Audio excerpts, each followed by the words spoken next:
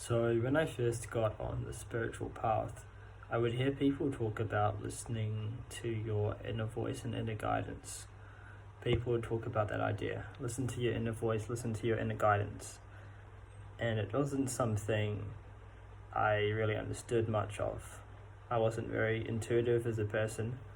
I was a logical person. I was a person of reason, of logic, of understanding. And so a lot of the practices I would do, a lot of the types of meditation, a lot of the thinking, a lot of the shadow work, they would all be in the paradigm of logic, rationalism, understanding. And there's still an aspect to that. But recently I've really been unlocking this gift, I guess you can call it, of listening to the inner voice, the inner guide, the inner voice that is telling you what to do, that is suggesting. Maybe it's even what they call your higher self or true self. And I've started to understand what that is. And it's interesting because if you told me that a few years ago, I would be confused. I would ask for a logical explanation behind what is this thing, how does it work, and how or what can you do to define intuition, what can you do to define that aspect. Unfortunately, I can't give you a solid, concrete thing you can hold on to. And that is one of the truths you need to realize when starting to trust your intuition. And it's the letting go of the need to have something to hold on to, have some logical reason, which it really is coming from this desire for safety, desire for security, desire for control, desire to know, desire to be able to have something that allows you to have more confidence in what you're doing. So if you can think about it like the paradigm of rationalism, the paradigm of logic is a form of mental control that your brain is using to then say, well, based on A, B, C, and D, E should occur.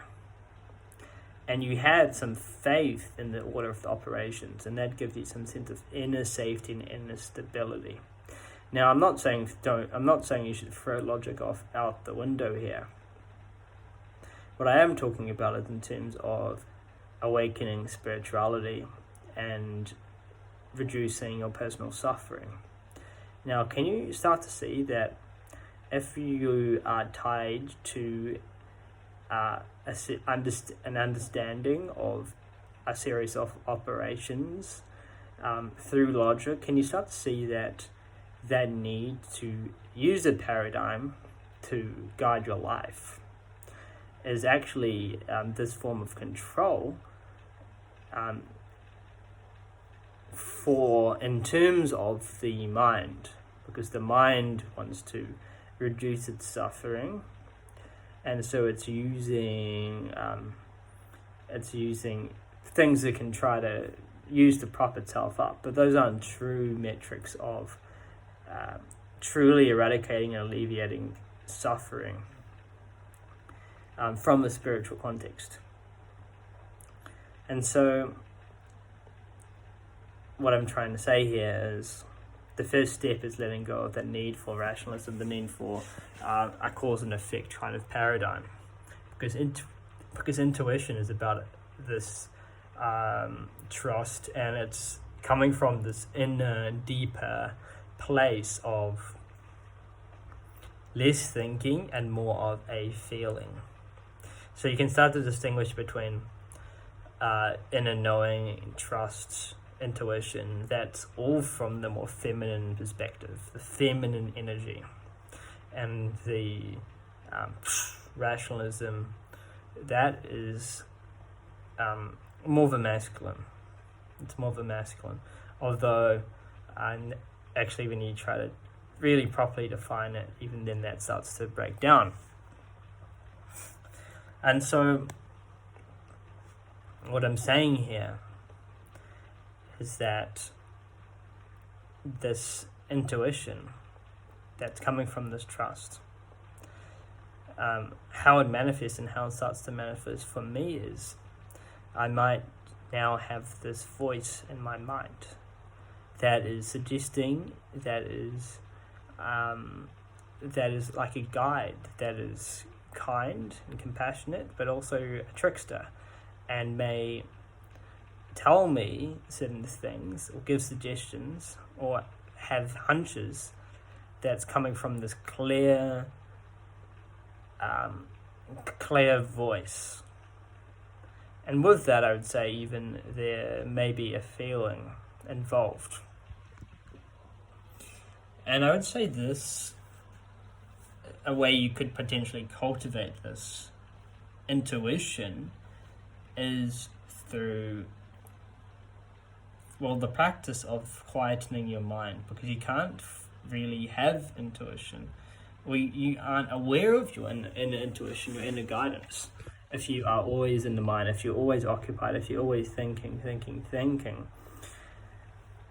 brain's going to be scrambled. You won't allow that intuition to show itself and appear. So the first step really is to quieten the mind and to notice. And next time you want to take an action or want to do something, a simple thing you can start doing is just asking, what should I do in this situation? What do I want to do in this situation? And seeing how that emerges. If you have this intuitive hunch, intuitive feeling, intuitive knowing, or intuitive curiosity to try something out or to do something, and you can notice that this actually starts to shift. So your intuitive hunch might come out, and then that might be coming out and telling you to take a certain action. In order for you to grow and learn from that. And so often it can come out and you could consider it in your mind.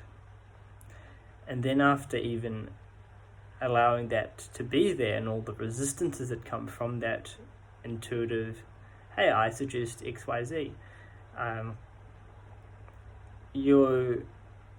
your mind might flip and then suddenly say, actually, no, you should do the opposite or another action, a different action to the one that was suggested in the mind through the intuition, through the high voice, high guidance, which is fascinating. And you think, well, why is the mind doing that? Why is it throwing me another idea? Why is it saying I should do A and then suddenly now it's saying I should do B? But what I've realized is what's happening here is there's some learning that's taking place. There's some realization that's taking place. Because if you start to notice that a lot of what's going on in your mind, a lot of what's going on in your mind really, if you can start to see how it's serving you, even the negative thoughts, because everything really is serving you, everything is teaching you something.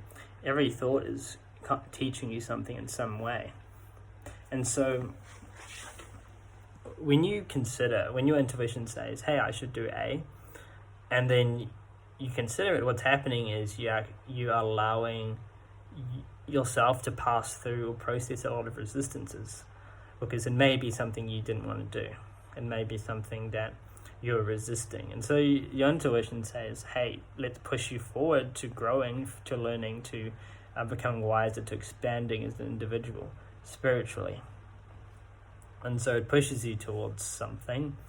And then as you go in that direction, or not even necessarily go in that direction, but at least just consider that possibility that you could do that, and truly consider it. I mean, actually decide, hey, this is what I'm going to do. And the decision seems to make that shift in the brain, because now you are, okay, this is actually what I'm going to do. And you don't want to be too attached to what you want to do. You just want to consider it and decide, okay, I'm going to do this. And suddenly your intuition flips around and it's like, no, good job, you considered it. That's what you were meant to do, was decide you were going to do A. But now, consider B. B was actually what I wanted you to do. Now, this could flip around again to A, or it could just stay at B. It doesn't really matter. The key here is that the intuition is this guidance, feeling mechanism, this voice that is, or feels slightly different to your own voice, that can only really come out when you've quietened your mind sufficiently, and teaches you something about teaches you something in accordance with what often expands you or improves you as an individual, grows you spiritually. And yeah, that's just my experience of this inner voice, intuition, higher self, higher guidance, whatever you want to call it, recently, which has been really interesting.